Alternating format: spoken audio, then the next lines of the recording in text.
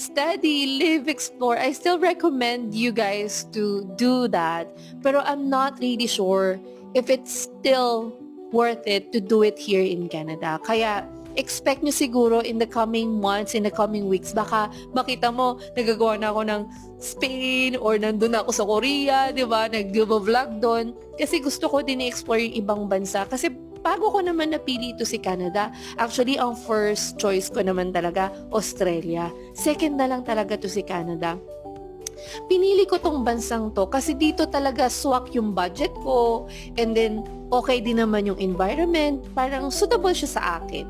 Pero right now, ang tanungin nyo sarili nyo, suitable pa rin ba tong bansang ito para sa inyo? 'Di ba?